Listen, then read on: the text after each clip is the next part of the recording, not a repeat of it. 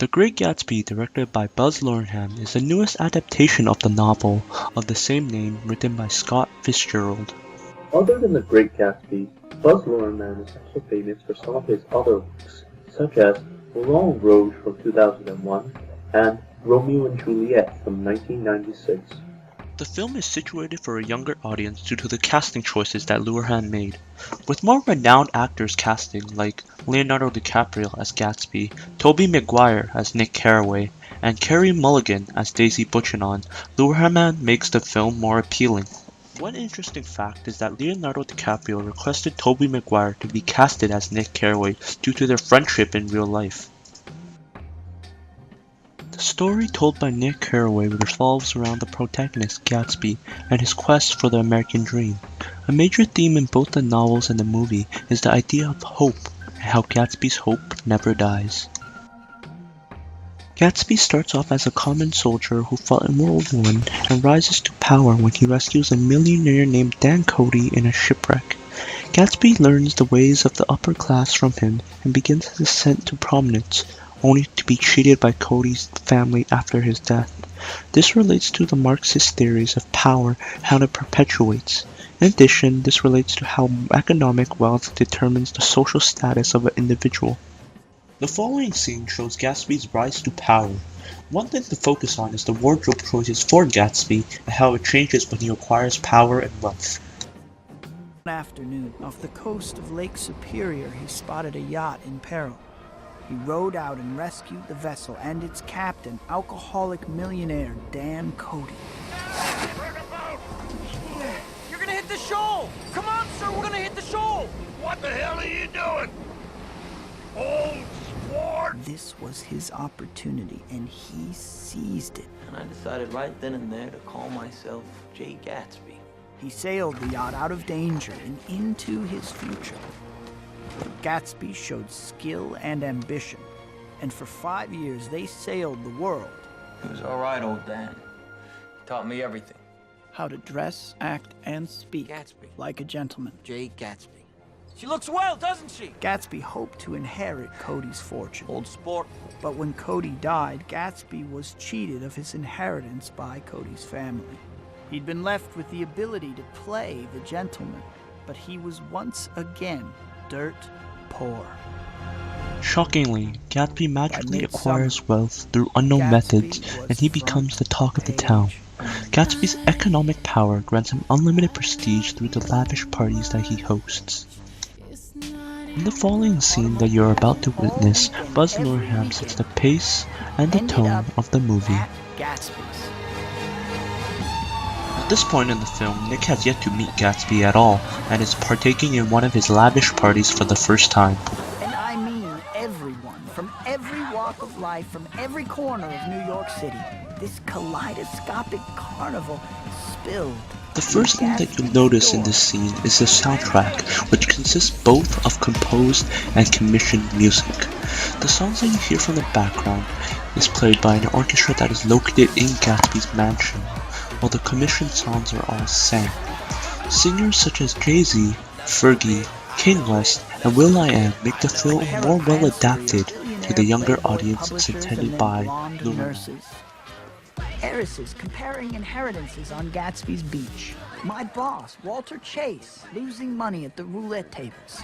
Gossip columnists alongside gangsters and governors exchanging telephone numbers. Film stars, Broadway directors, morality protectors, high school defectors, and Ewing Klipspringer, dubious descendant of Beethoven.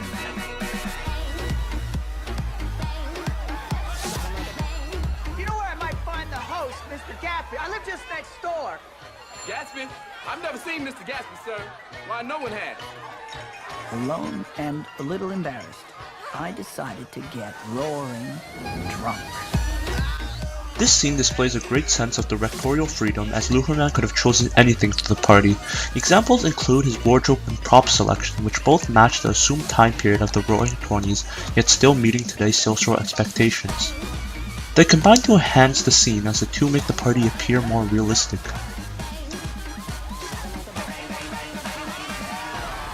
There are extreme long shots to display Gatsby's house and medium shots to show the party that is occurring.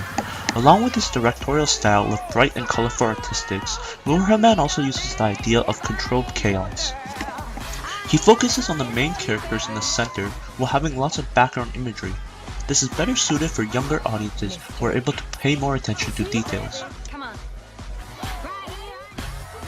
The transitions used in the scene generally involve zoom outs to show the sheer size of the party.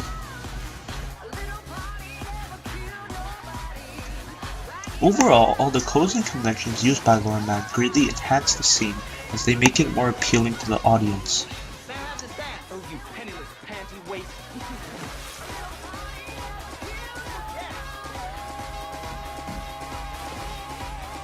Your face is familiar. Weren't you in the 3rd Division during the war? Oh, yes, the 9th Battalion. I was in the 7th. Excuse me. I knew you looked familiar. Having a good time, old Oh, sport? the whole thing's incredible. I live just next door. He sent me an actual invitation. Seems I'm the only one. I still haven't met Mr. Gatsby. No one's met him. They say he's 3rd cousin to the Kaiser and 2nd cousin to the devil. I'm afraid I haven't been a very good host, old sport. You see, I'm Gatsby. There are also close-ups such as the introduction of Gatsby to Nick. His smile was one of those rare smiles that you may come across 4 or 5 times in life. It seemed to understand you and believe in you just as you would like to be understood and believed in. Gatsby's pursuit of the American dream and his love for Daisy ultimately leads to his demise. Without ever establishing a relationship with anyone, Gatsby is alone after his death.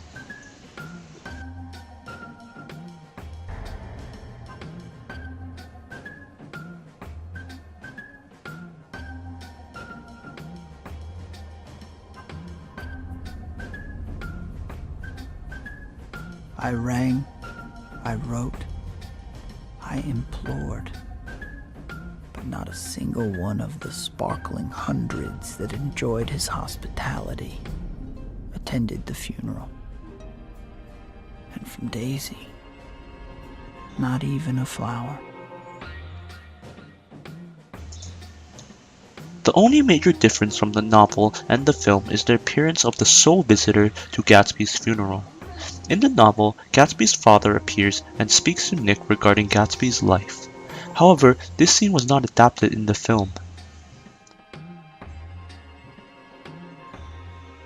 There is an age gap between the novel and the film, as the novel was written in the 1920s and it was meant for older audiences. This has caused some book enthusiasts to be critical about the soundtrack, as rap music does not fit the time period of the 1920s.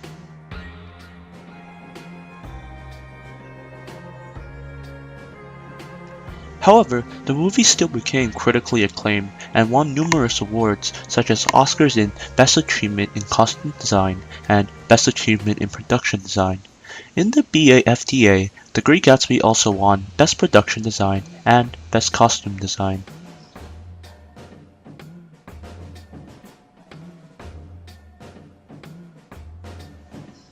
Overall, in the film, major themes of the novels are shown. One of the major themes is Gatsby's pursuit of the American dream. Gatsby, who endlessly and needlessly believed in hope, fails to achieve his goals, resulting in a tragedy.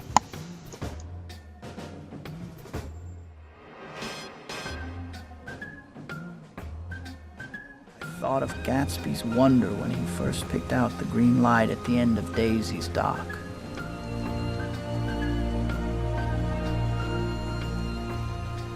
He had come such a long way, and his dream must have seemed so close that he could hardly fail to grasp it.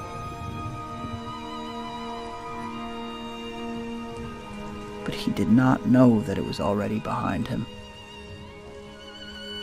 Gatsby believed in the green light, the orgastic future that year by year recedes before us.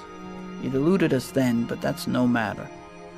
Tomorrow we will run faster, stretch out our arms farther, and one fine morning, so we beat on, boats against the current, borne back ceaselessly into the past.